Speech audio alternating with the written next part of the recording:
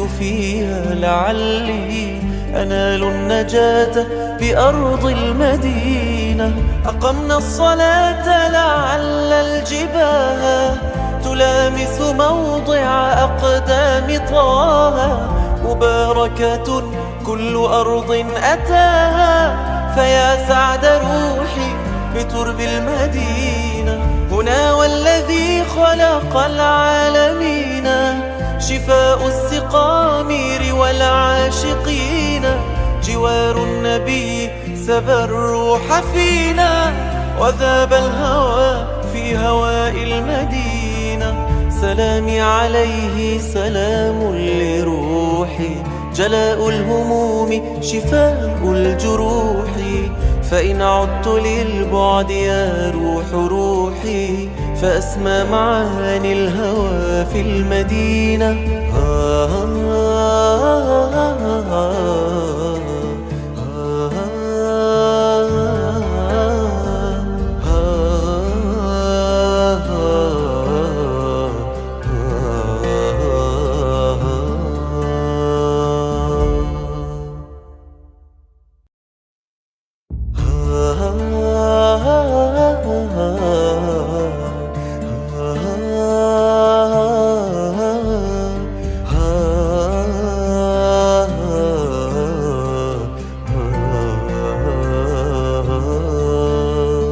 على النبض قالوا وصلنا المدينة، فهاجت مشاعر قلبي الدفينة. حبيبي محمد من عشت أرجو لقاه هنا، منه نور المدينة. هنا كان يأكل حبي ويشرب، هنا كان قلب ملاقيه يطرب. فيا ليتني عشت عمري يا أقرب، وكنت له خادما في المدينة. هنا قام ليلا وصام وصلى، هنا العز والجود كل تجلى. وما رد ضيف بداره حلا، فجئنا وكل الرجا في المدينة. بروضته يا هناء المصلي، صفاء الكئيب وزاد المقل. دخلت وصليت فيها لعلي أنال النجاة بأرض المدينة. أقمنا الصلاة لعل الجباه تلامس موضع أقدام طه. مباركة كل أرض أتاها، فيا سعد روحي بترب المدينة.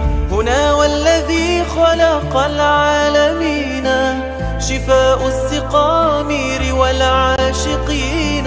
جوار النبي سبى الروح فينا، وذاب الهوى في هواء المدينة.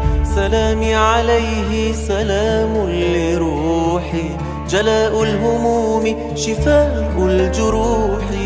فإن عدت للبعد يا روح روحي، فأسمى معاني الهوى في المدينة.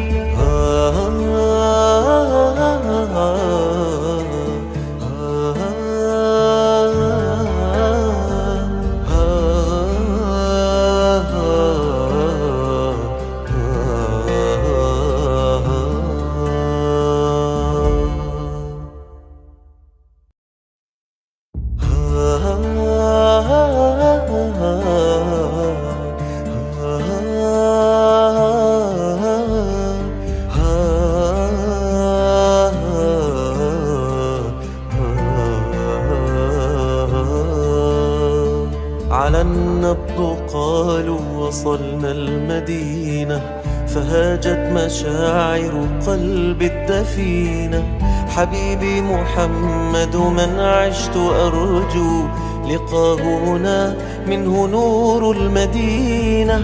هنا كان يأكل حبي ويشرب، هنا كان قلب ملاقيه يطرب.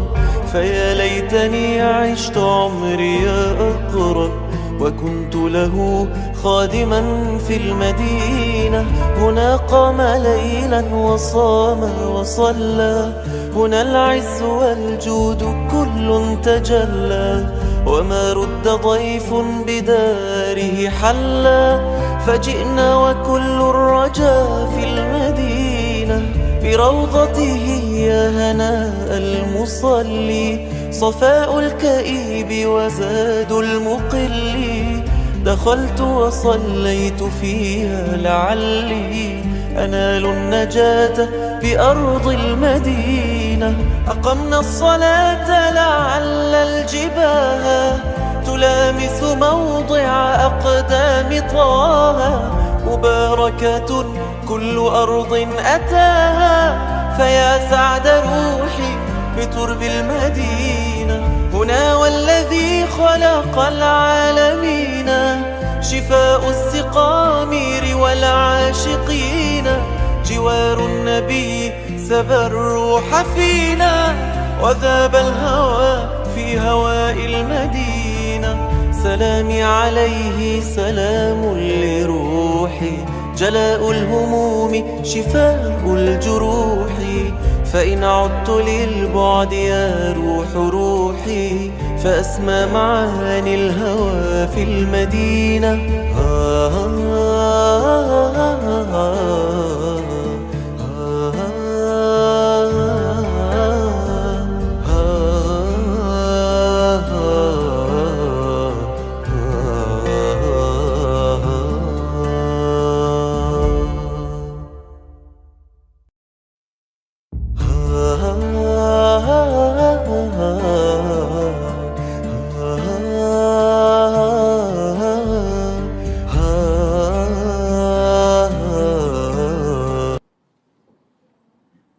بسم الله الرحمن الرحيم. الحمد لله رب العالمين، وصلى الله وسلم على سيدنا محمد سيد الأولين والآخرين، وعلى جميع إخوانه من النبيين والمرسلين، وآل كل والصحب كل ومن تبعهم بإحسان إلى يوم الدين. اللهم علمنا ما ينفعنا وانفعنا بما علمتنا، وزدنا علما يا رب العالمين. All praise is due to Allah, and may Allah raise the rank of Prophet Muhammad, peace be upon him, and protect his nation from that which he fears for them. We ask Allah Ta'ala to increase our knowledge and benefit us with the knowledge we have acquired. Ameen. In our previous lesson, we started talking about the rules of fasting. We did mention that the scholars of Islam said fasting the month of Ramadan is an obligation upon every Muslim who is sane, pubescent, and able to fast. So with these four conditions, one is obligated to fast. When we said Muslim, we mentioned that the non-Muslims are not addressed with fasting as into perform it during this life. Before embracing Islam, they have to embrace Islam first. Same with the prayer.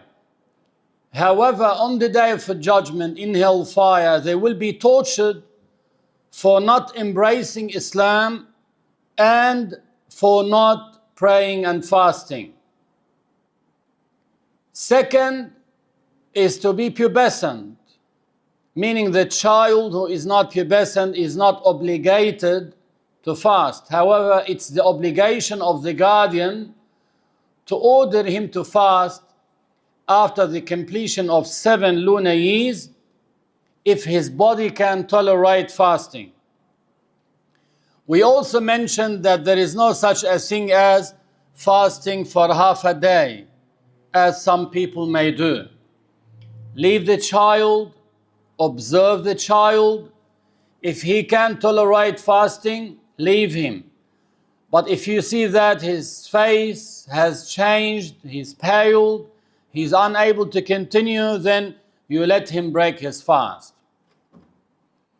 Third, the sane person, because the one who is insane is not accountable, and consequently he is not obligated to fast.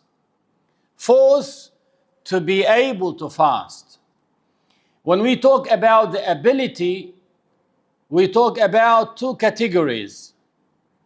When one is Islamically able to fast, and when one is physically able to fast. When we talk about the one who is Islamically able to fast, we are excluding the lady that is in her menstruation period and in her postpartum bleeding period. Because although physically she might be able to fast, but Islamically she is not allowed, and they have to make up the missed days.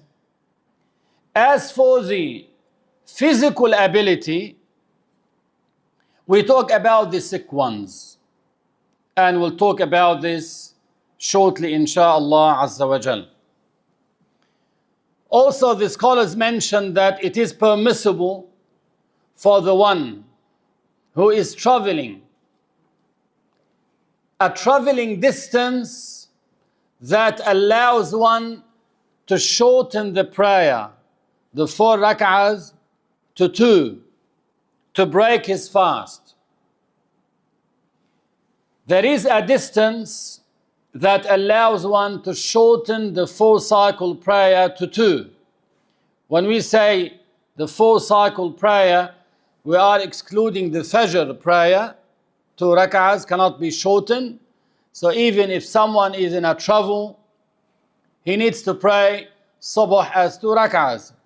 Maghrib as well, 3 rak'ahs cannot be shortened. So he wouldn't pray 1.5. He has to pray 3 rak'ahs. And when we talk about the other prayers, we have Zuhr, Asr and Isha. Each one of them is 4-cycle prayer, 4 rak'ahs. These prayers can be shortened when one is traveling from 4 to 2, provided that this distance is a traveling distance. And that distance, according to Imam El-Shafie radiyallahu anhu, is equivalent to 2-day walking. If someone has camels with luggage on them and he is walking for 2 days, what distance he would travel for 2 days? According to some sayings and calculations, will be about 80 kilometers. So if someone is traveling that distance, he is allowed to shorten the 4-cycle prayer to 2. And that distance allows him to break his fast as well, even if he's not tedious in that fast. If he's not tired, if he doesn't find a calamity or a hardship in that travel, he has that facility not to fast, provided that his travel is not sinful. Because if someone's travel is sinful, like someone initiated a travel to go to another country to buy alcohol so he can trade with them, so that travel is sinful. He cannot shorten the 4-cycle prayers to 2 in that case, and he is not allowed to break the fast. Because facilities, the scholars said, are not achieved through sinning. Facilities, that's a facility. He cannot achieve it through sinning. So when one's travel is sinful, he is not allowed to shorten the 4-cycle prayers, and he is not allowed to break his fast. Also, provided that that travel has been established before dawn. Let us say, for instance, if someone's flight is at 6 o'clock in the morning, he wants to go to overseas. Even if that flight, the first one, will take 14 hours to get to that destination, he will go to the airport at 3 o'clock for check-in and the like. But when he goes into the plane will take off at 6 o'clock in the morning, and that will be after dawn. For that particular day, he is not allowed to break his fast unless he becomes tedious in that travel, finding a difficulty to continue fasting while he is traveling that distance, then he is allowed to break his fast. But if he can tolerate it, he has to continue fasting. But if his flight is at 10 o'clock at night, so he went to the airport and the plane took off at 10 o'clock at night, then on the way, dawn has set in. So now it's time for Subh prayer. He has that facility to eat and drink and not to fast that day, because his travel was established before dawn. But as Allah said in the Quran, وَأَن تَصُومُوا خَيْرٌ لَكُمْ, meaning if one were to continue fasting without harming himself, then that is better for him. Now we talk about the sickness. The sickness where one finds a difficulty and a hardship to fast, in that case, is allowed to choose to break his fast. Now the sickness of fasting while one is sick could be of two categories. The first one is if one were to choose to fast while being sick, he would harm himself. So harm will be imposed upon him because of what? Because of fasting. He is not allowed Islamically to fast in that case. It's sinful. The second case, where he can find a hardship without reaching the level of harming himself, but if he were to be patient, he can continue his day as fasting. Then he is allowed in that case not to fast, and he is allowed to fast. So he can break his fast due to that hardship he's facing, and he can choose to continue fasting. Some people may be using the puffer, and the puffer, as you know, has a medicine inside it. That condensed medicine, when one inhales that medicine into his body cavities through the mouth, that medicine will go inside, he will be relieved. That's why it's one of the invalidators of fasting. To eat or drink or to insert any object into one's body cavity through an open inlet, even if it is medicine, even if it is a pebble. If someone swallowed on purpose a pebble, that invalidates his fast. So it doesn't have to be food. So someone may be suffering from asthma and he may choose to use the puffer before dawn and is trying to last the whole day. In the afternoon, just before sunset by a couple of hours, he started feeling with that hardship. But he knows if he were to remain patient, he can rest with that hardship with him, he can last till sunset, he is allowed to do so. So he would continue his day as fasting, because here it did not reach the level of harming himself. We're talking about this category.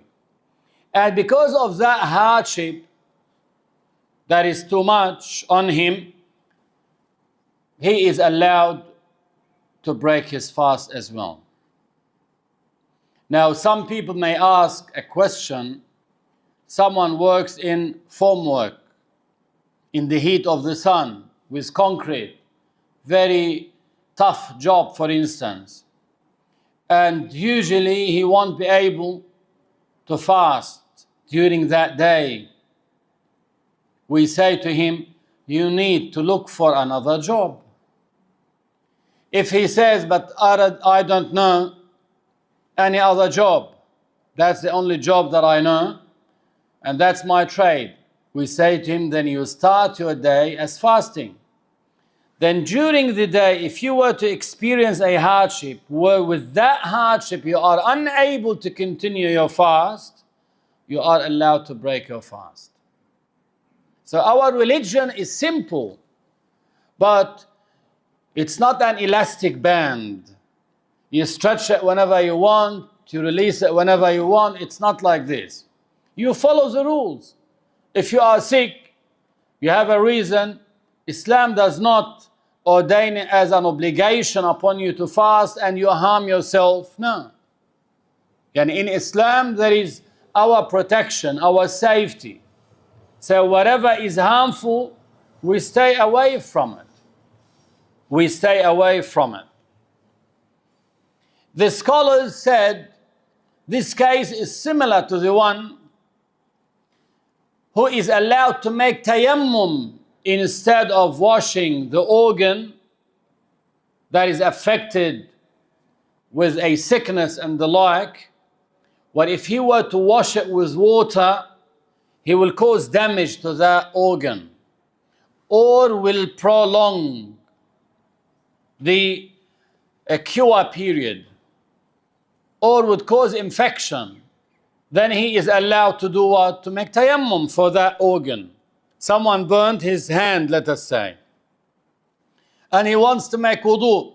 So he would wash his face, he would wash the other hand. Now for this one, he can't wash it with water. What does he do? He would make tayammum, the dry purification. With tayammum, that would cover, that would be like replacement of washing the hand, that organ. Then he would wet wipe his head and wash his feet. He would do that. So as he is allowed to make tayammum in that case, if one is sick and his sickness is so severe, where if he were to fast, he will find a great hardship, such a person is allowed to break his fast. Now the sickness as well could be permanent, could be temporary. If it's a temporary sickness, in Ramadan he got sick. He did an operation before Ramadan and he's getting treated for the first couple of days of Ramadan, where he needs to take the medicine. So that sickness is temporary. He is allowed not to fast and he would make him up. And no expiation is due on him in that case, because he will make him up later. But if someone's sickness is permanent, meaning most likely he won't be recovered from it,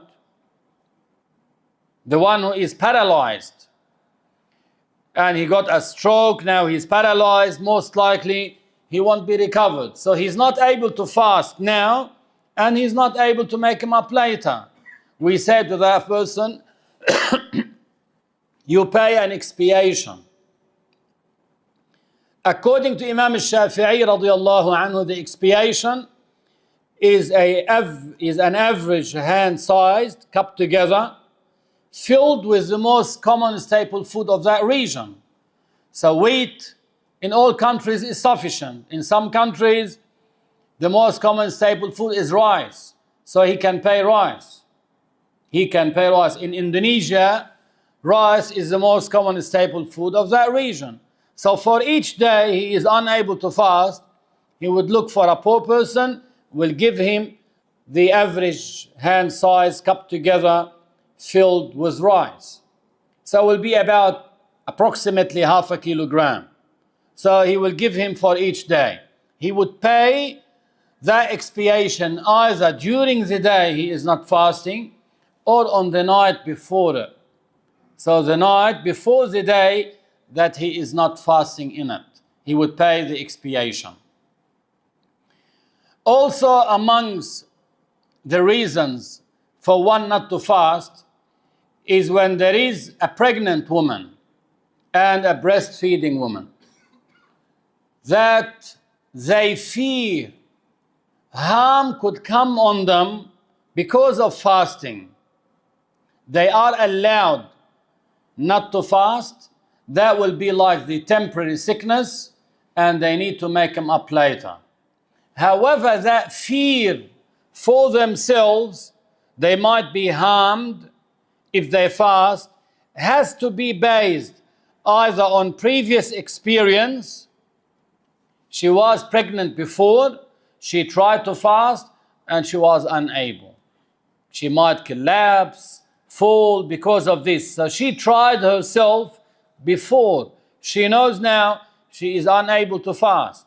Or a trustworthy doctor may tell her, for instance, you cannot fast, you'll be harmed. In that case, she would choose not to fast. But if they fear for the baby, like the pregnant has fear, she might have abortion, miscarriage. She might have miscarriage if she doesn't eat well. So that fear is for the baby. Or the breastfeeding woman is worried she might not have enough milk for the baby to breastfeed on. In that case, they are allowed not to fast, and they have to make them up, plus they have to pay the expiation. Because here the fee is for the baby. If they have a combined fee for themselves and for the baby, we say they have to make them up and no expiation is due. So only when they have the mere fee for the baby, that's when they are asked to pay an expiation on top of making up these days. However, according to Imam Abu Hanifa radiallahu anhu, there is no expiation that is due on the pregnant woman and the breastfeeding woman in any case. So whether she has a fee for herself or for the baby or for both, she doesn't have to pay an expiation according to Imam Abu Hanifa radiallahu anhu. Also, the scholars mention that one is obligated to have the intention at night to fast the following day. When we say at night, we are talking about from sunset until dawn. All of that is a time to make the intention to fast the following day of Ramadan, which they need to specify in their hearts that I'm fasting tomorrow of Ramadan. So they need to specify that it is of Ramadan. If it's in other than Ramadan and someone has to make up a day of fasting that he missed, also he would put the intention at night before dawn to fast the following day. If the fast is for an expiation, also he would put the intention, I'm fasting tomorrow for an expiation, fulfillment of an expiation, without specifying what kind of expiation he's making. If it's a fulfillment of a vow, he made a vow in the past. He said, if my son gets cured, I'll fast 3 days for the sake of Allah. That's a vow. So he made a vow and his son got cured. Now it is an obligation upon him to fast 3 days. For that fast, he has to establish the intention at night between sunset and dawn. In the optional fasting, however, one has up to Zuhr time. Up to Zuhr time. He can make the intention in the morning after sunrise, provided that he did not eat or drink. And they took this from a hadith that the Prophet ﷺ once came home, asked our lady Aisha radiallahu anha, what do we have of food? She said, we had nothing. We have nothing. When she said, we have nothing, he said, I'll fast this day for the sake of Allah. So he fasted, he put the intention, and that was after sunrise. So they said in the optional fasting, you can still have the intention up to Zuhr time. That's according to Imam Al-Shafie. The intention for fasting a day of Ramadan must be established at night. And for every day of fasting, according to Imam Al-Shafii, every day is separate from the other day. It's like Zuhr prayer and Asr prayer. You say Assalamu alaikum, you finish that prayer, then you do things opposite to the concept of praying. That's why when you pray Asr, you put the intention to pray Asr. Then when you want to pray Maghrib, you do the same. So for each prayer, you are making an intention for it. Imam Shafi'i said, the case is the same with fasting, because after sunset you eat or drink, and that is opposite to the concept of fasting. So you have to renew the intention at night to fast the following day. However, according to Imam Malik radiallahu anhu, and there is a great facility in this matter, one can have the intention on the first night, to fast the whole month of Ramadan. Then he doesn't have to repeat it every night. That will cover the whole month. That's according to Imam Malik radiallahu anhu. Even if there is a lady that would be expecting to see the menstruation during the month, she can still have the intention at the beginning, on the first night, to fast the whole month of Ramadan. Then she would stop. Then after she finishes the period, she can have the intention to fast the rest of the days of Ramadan. That's according to Imam Malik is valid, and there is a great facility in this manner. So you can have the intention to fast the whole month of Ramadan on the first night, then renew the intention every night. If you were to miss it on any night, you know that you already had the intention to fast the whole month. However, forgetting the intention is a very, very rare case, because the scholar said, if after you break your fast, meaning after sunset, you eat a lot, and in your heart, I want to eat so I can fast tomorrow. That's in your heart, it's embedded. I want to eat more. You say, I got hungry today, I want to eat more so I can last tomorrow. So the intention of fasting the following day of Ramadan is embedded. That is sufficient. When you wake up for suhoor, usually in normal days, you don't wake up at night and eat. So why would you wake up for suhoor? To fast the following day. So that action will be classified as an intention to fast the following day, and that would be enough. That would be enough. So to forget the intention, that's a very rare case. But however, as you may be aware of, this year, the 29th of Sha'ban will be on Friday. So after sunset, Muslims will be watching the western horizon. If they see the crescent, they say the following day is the first day of Ramadan. If they don't see it, what do they say? The following day is the 30th of Sha'ban, and the day after will be the first day of Ramadan. Although, unfortunately, some people already announced that they saw the crescent. And they already announced to people that Saturday is the first day of Ramadan. Based on what? Yeah, they said the crescent will be seen. How do you know it will be seen? Might be cloudy. That's possible. Might be cloudy and no one would be able to see it. So how could you say that it will be seen? The Prophet said, do not start fasting unless you see the crescent. And when do you see it? Not a week before. It's very big. Or when it's full moon. No, you see it on that night, preceding the beginning of the month. If you see it, the following day will be the first day of Ramadan, as we explained. If someone, let us say, on a Friday, prayed Isha, and he hasn't heard of the confirmation about fasting yet, so he slept. He woke up in the morning at dawn time, after dawn, and they told him Ramadan has started. So he did not establish the intention at night to fast that day.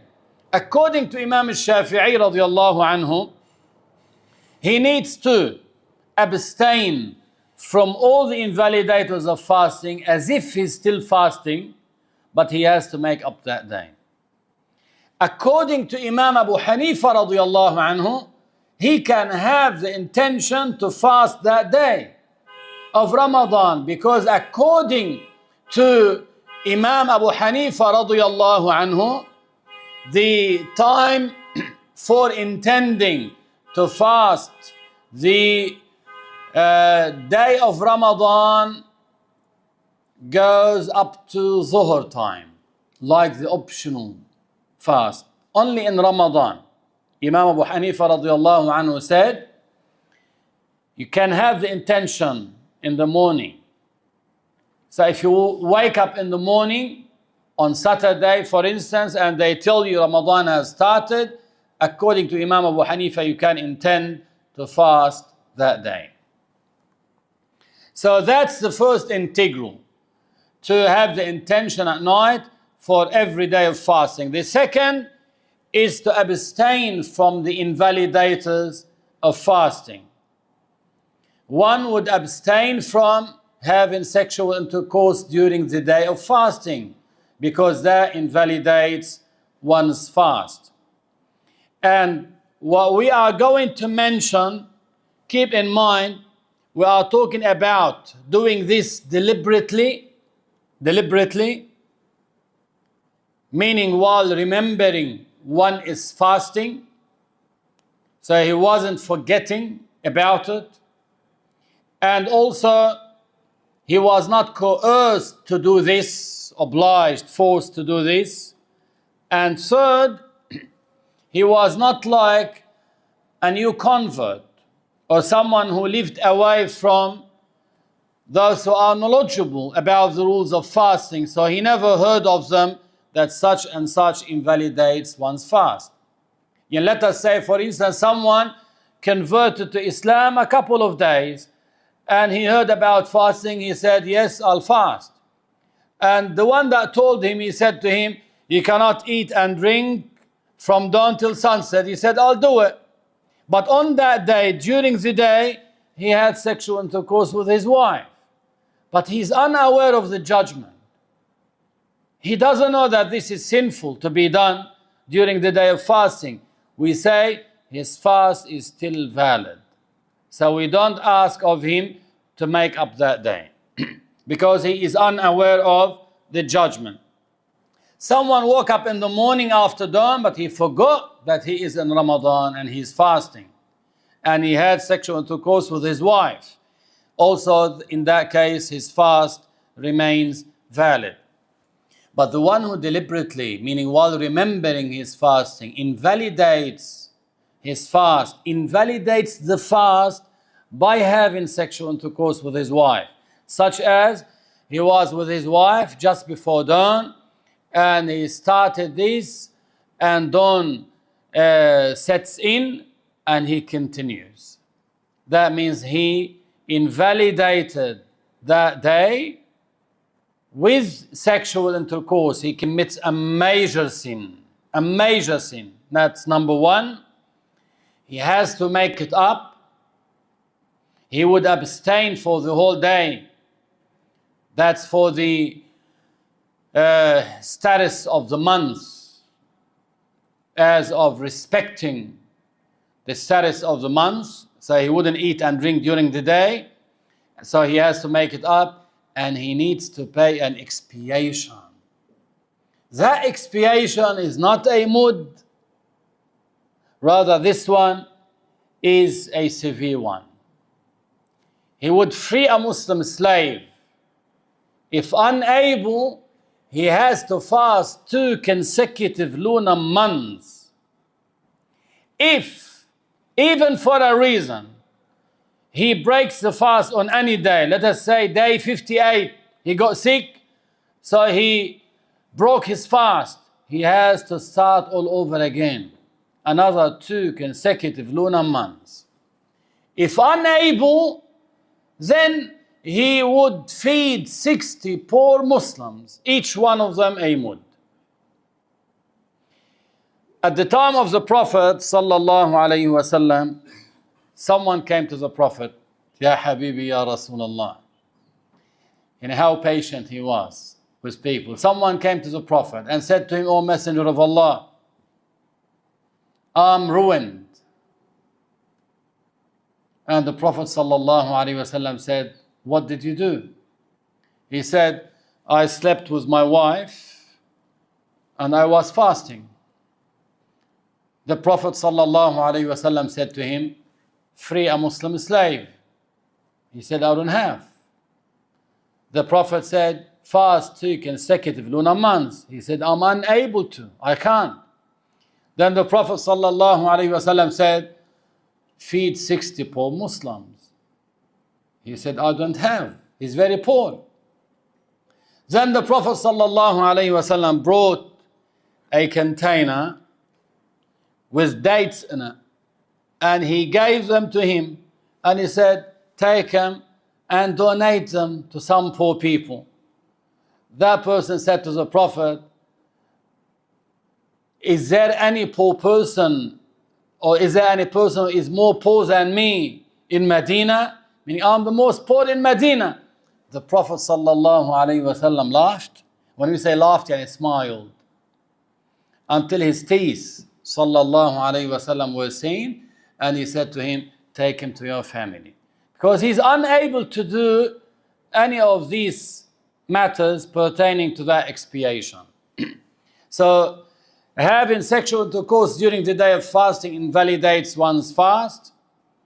Masturbation also invalidates one's fast during the day of fasting. However, for just to kiss his wife or to touch his wife during the day of fasting, this does not invalidate one's fast. Some people narrate a fabricated hadith. They say in it that the Prophet said 5 matters invalidate one's fast. The lustful look, the kiss, they say, and ghiba, gossip, tale bearing. So they mention these things as invalidators, and al-kazib, lying. So they mention these 5 matters. This is a fabricated hadith. In some narrations of this fabricated hadith, they say 5 matters invalidates one's fast and invalidates one's wudu. And they mention these 5 matters. But this is a fabricated hadith. The Prophet didn't say it. But we did mention that the scholars said some of these sins, like gossiping the righteous people, or committing tale bearing. When we say the tale bearing, transmitting words from one person to another to spread enmity between them. That second one. And to give a false testimony. These sins would take away the reward of fasting. But his fast remains valid. His fast remains valid. Also amongst the invalidators of fasting is the induced vomit, that is when one forces himself to vomit by, for instance, inserting his finger deep down his throat to vomit, or they would use a feather, put it inside to force himself to vomit. If that happens and he vomits, that's called the induced vomit. This invalidates his fast, whether or not he swallows anything back into his stomach. But if it happens that undeliberately, or he vomited indeliberately, we say to him, you wash your mouth before you swallow any of the vomit back to your stomach, or before you swallow your saliva that got contaminated with the vomit, because that's najas. That's najas. So if he vomits unintentionally, then he cleans his mouth thoroughly, he rinses his mouth thoroughly, then he can continue his day fasting, as the Prophet sallallahu alaihi wasallam mentioned.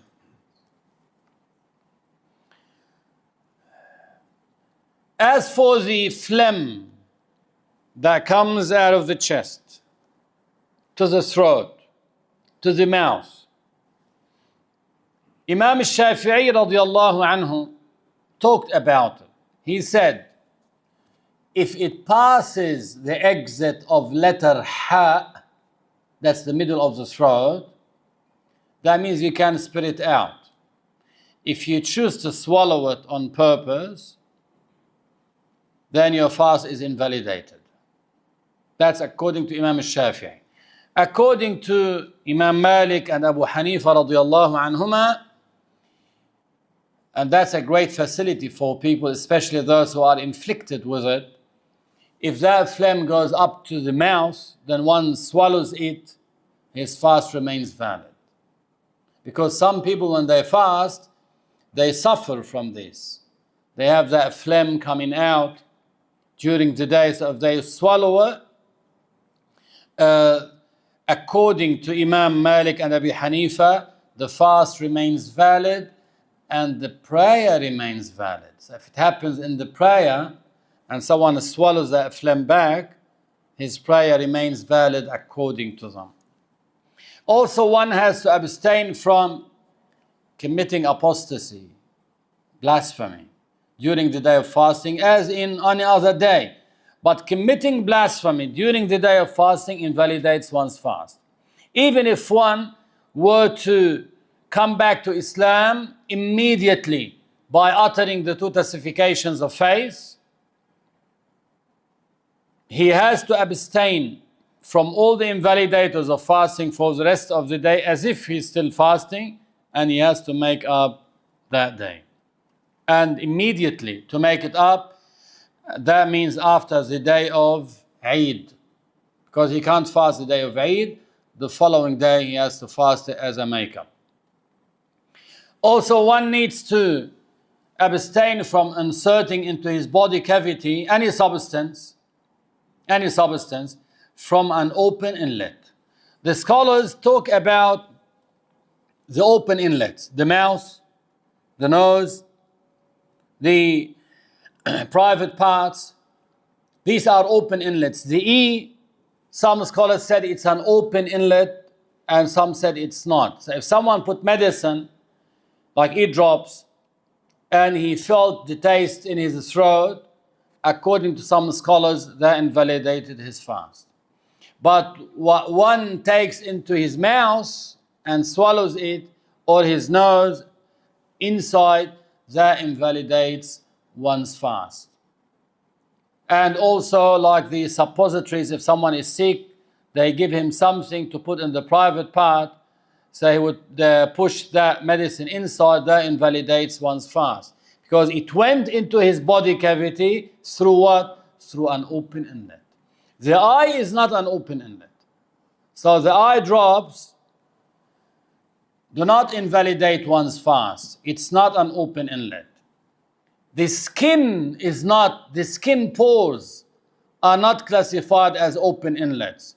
So if you have oil, for instance, and you rub it on your throat, you feel the taste inside your throat.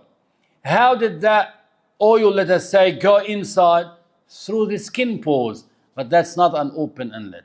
So this does not invalidate one's fast. The needles that one would take in the muscle does not invalidate one's fast. In the vein does not invalidate one's fast, because these are not open inlets. Under the skin, like those who are diabetic, and also they use that medicine, insulin for instance, during the day under the skin, this does not invalidate one's fast as well. So the drip that they put in the hospital that goes into the vein, it does not invalidate one's fast. Also, what invalidates one's fast is smoking a cigarette, or what you call it, the hubbly bubbly, because it has particles that are inhaled into one's body cavity through that open inlet. Also the electric cigarettes, they call them now, and they have in them something, the vape. So they have an amount of nicotine, whatever, in them. So when one is inhaling them into his body cavity, after a while it will be empty. So where did that go? Into his body cavity, through an open inlet. So that invalidates one's fast. But the smoke that comes on you from someone smoking next to you does not invalidate your fast. So even if they were inhaled by you, he's smoking next to you, and that smoke came on you, you inhaled them, or someone like making barbecue, and that smoke is coming on him, it's getting inhaled, that does not invalidate his fast. Any kind of medicine, as we mentioned, invalidates one's fast, even the puffer that is used by those who are sick with asthma. So we say, if someone is in need to take the puffer during the day for the asthma, he's having like an asthma attack, then you can use it and you break your fast. It's like someone who got sick during the day of fasting and he was in need of breaking the fast. So that's an excuse for him to break his fast forward. The one who forgets during the day of fasting and thus he eats or drinks out of forgetfulness, then his fast remains valid. But when he remembers, he needs to stop. So if he has a bite in his mouth and he remembered he's fasting, he can't swallow it, he has to spit it out. Also, if one were to become insane even for one moment, to lose sanity for one moment during the day of fasting, that invalidates his fast. Also, if someone were to fall unconscious for the whole day, meaning from dawn till sunset, his fast is invalid. But if he fell unconscious for a couple of minutes, then he became conscious again, his fast remains valid. If one were to sleep for the whole day, from dawn till sunset, his fast remains valid.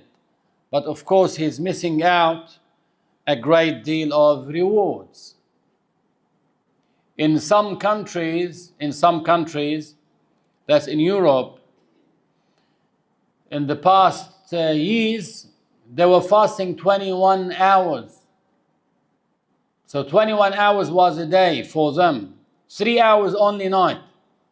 Yet another time they will have 3 hours as a day and 21 hours as a night. So a person may sleep the whole day of fasting. In some other countries, let us say 5 hours, 6 hours, 7 hours. So it's very short. So they may sleep before dawn and wake up after sunset. So what happens to the fast? The fast is still valid in that case. And Allah subhanahu wa ta'ala knows best. We ask Allah Azza wa Jal to bless us in what is left of the month of Sha'ban and enable us to perform good deeds during the month of Ramadan and make us amongst those who will be protected from hellfire. Ameen. And Allah subhanahu wa ta'ala knows best. We say La ilaha illallah and make salah on the Prophet sallallahu alayhi wa sallam.